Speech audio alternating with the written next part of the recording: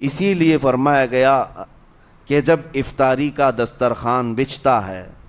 اور پہلے ہی آ کر کے لوگ بیٹھتے ہیں، اور یہ سنت بھی ہے، ایسے نہیں کہ بھاگتے بھاگتے آپ آئے، وقت ہوا، کھجور لیے اور کھا گئے۔ افطاری کے وقت سے تھوڑی دیر پہلے بیٹھ جاؤ، تمہارے دسترخوان پر نعمتیں رکھی ہوئی ہیں، پھل بھی ہیں، میوہ جات بھی ہیں، کچھ کھانے پینے کی چیزیں بھی ہیں، ٹھنڈا شربت بھی ہے، دیکھتے ہوئے بیٹھے ہیں آپ، لیکن ہاتھ نہیں لگاتے ہیں۔ انتظار ہے وقت کا کہ ادھر سورج کے غروب ہونا ہے اور میری افطار ہونی ہے، اعلان سنتے ہیں، اذان سنتے ہیں، اس کے بعد آپ اٹھاتے ہیں، لیکن اتنی دیر تک آپ خاموش بیٹھے ہیں دسترخوان کے پاس، سارے لوگ دیکھتے رہتے۔ یہ وہ منظر ہے جس کو فرمایا گیا رب ذوالجلال بھی اپنے بندوں کو دیکھ رہا ہے، رب تبارک و تعالیٰ بھی دیکھ رہا ہے اپنے بندوں کو،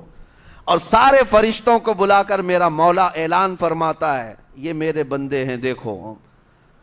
یہ شام کا وقت ہے، ان کے حلق سوکھ چکے ہیں، ان کے پیٹ میں بھوک کی شدت ہے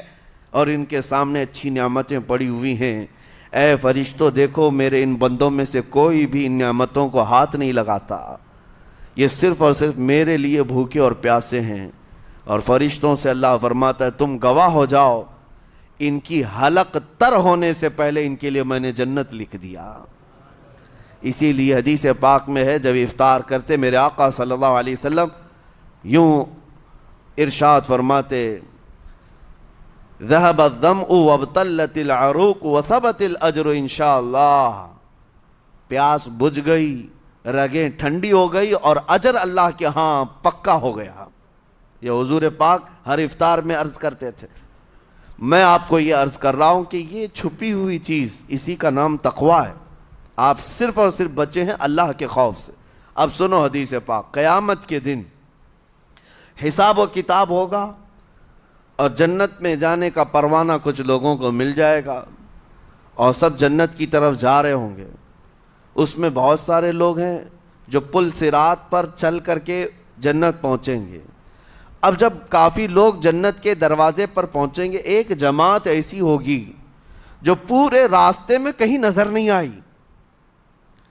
جنت جانے کے راستے میں کہیں نظر نہیں آئی، لیکن جنت کے دروازے پر وہ پہلے سے موجود تھے، چلے تھے نہیں چلے تھے کسی نے دیکھا ہی نہیں۔ دوسرے جنتی ان سے پوچھتے ہیں اس جماعت سے کہ تم یہاں کیسے پہنچے اور یہ انعام کس بات کا ہے تمہارے لیے؟ تو وہ جنتی کہتے ہیں ہمیں روزے داروں کی جماعت میں رکھا گیا، ہمارے روزے اللہ کو پسند آئے، اور آج